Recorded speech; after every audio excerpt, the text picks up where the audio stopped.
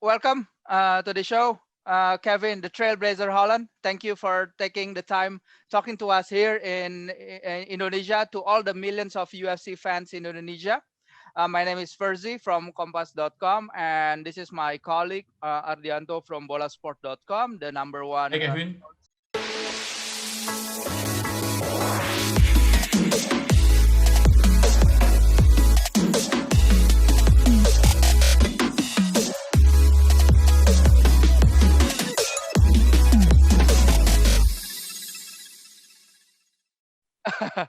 Okay, so yeah, thank you. So tell me, Kevin, how are you feeling about this first bout in 2021 then? Man, I feel like I've been sitting and waiting all year long, but I'm here now, Bucko. So I'm very excited to be getting back in there and putting my hands on something. Uh, okay, now uh, the world seems to stand still, right, in 2020, but you are moving up the charts with your 5-0 performances. Tell us, how was it for you personally this past 12 months have been? You talking about during the pandemic, from the moment the UFC announced that we weren't going to have any fights to now. It's been a whirlwind. It's been ups and downs, smiles and frowns, and bear with me. It's been a little bit of everything. And if you didn't know, now you know. That was a music line right there. I just hit you with. It's been nice, man. I really can't complain. We have things that occur all year, every year, and COVID-19 was just a name that you could put on 2020. We're here in 2021. I'm still kicking. I'm still ticking, and gliding like a rolling on a wristwatch. I'm good to go, baby. I've been excited about the whole thing. I prevailed through the darkest times, and I'm here. And so it makes me excited. Yeah, because it's not just the wins, but the way you won the fights along the way, right? It's got to Yes, mean something, right? yeah. I really like the way I walk my walk, and I like the way I talk my talk. So I really, I'm semi proud of what I did in 2020. It would have been nicer to collect a few more bodies, but I collected as many as I could. Okay, so three of your last five fights, if I'm not mistaken, have ended in KO or a TKO by knees and punches.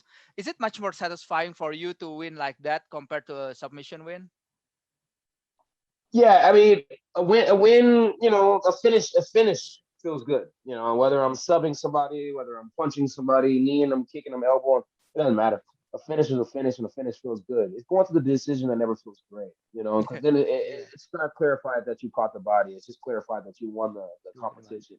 I'm not Yeah. there to win the competition. I'm there to collect the body, and it's like the body is a trophy. If you can collect the body, you can go home, sculpt it, mold it, make a little action figure, and put it on your wall. And so the knockouts and the submissions, they're way better. Okay, but if you have to win by knockouts or the submissions, do you have any preference? Nope. As long as it's one or the other. As long as it's one or the other. I just don't like decisions. Just don't like decisions. Oh, you just don't like the decisions. Okay, you Yeah, if I yourself. could look, if I could knock somebody out with my hand and on Yeah. the process of them falling down, they tap them out as a tap out, that'd be awesome. Yeah, yeah, just like your few fights, right? So yeah, Yeah. you absolutely praised the legend. That is Jacare Souza after your match with him. Mhm. But what kind of legacy do you think yourself will leave in the UFC, Kevin? I can't say. It's like Yeah. hopefully people are entertained. And other than that, there's no legacy to live. It's just me going out there and blazing a bunch of trails, punching people in the face, and making it feel hotter and fire than pepper mace. That's all I can do. Yeah. Okay. So regarding the other regarding the other matches in the UFC, have you've seen the Leon Edwards fight, right? What do you think needs to be done to stop that eye poke thing from happening again? There's nothing that you can do. It's MMA. It happens. It's like Yeah. fingers go on the eye. It's like you're trying to avoid that, but it's like maybe we wear goggles. Maybe we wear goggles. Oh no. Oh, for you personally, do you think like the gloves needs to be changed, or maybe there's a little bit more punishment, even though it's accidental? No, I mean, I think we've had a lot of DQs within the past week and a half, 2 weeks. I think we need to come up with a game plan where you can go to the scorecards if there's a DQ.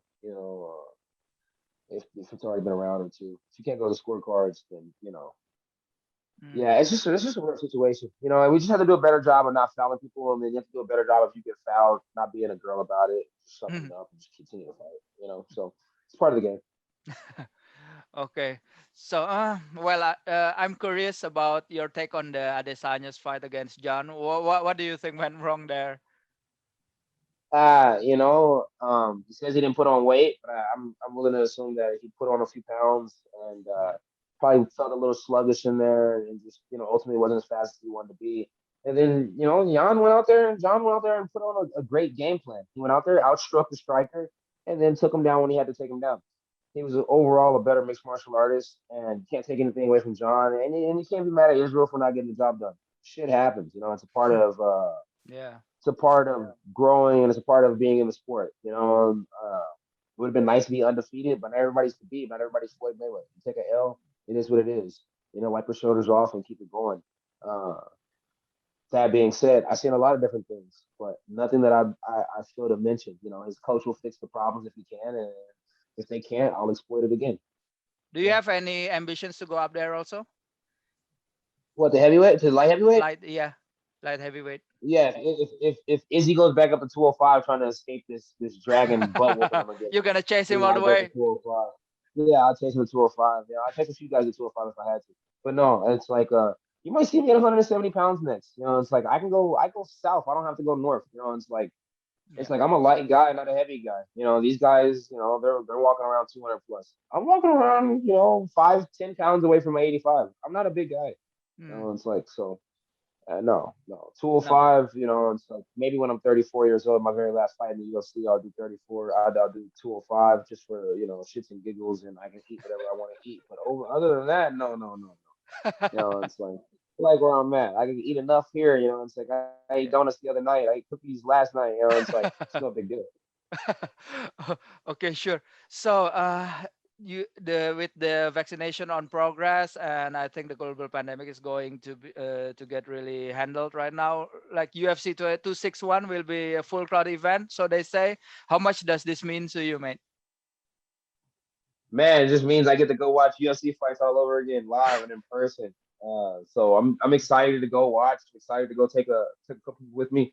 I'm excited to have fun. I'm excited to be able to have people come back to my fights. My grandma wants to watch. My mom wants to watch. My little brother, my family. My family wants to be there. My team wants to be there. So we're excited to have crowds back. We're excited to get back on the big bang. It's like we've been killing people in silence, and now we get the public assassination all over again.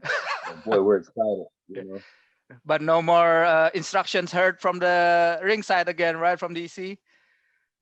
No more cheat codes, but that's okay. Cheat codes, yeah. Terima kasih sudah menonton. Silakan subscribe, like, dan jangan lupa komen di bawah ya Bola Spotter.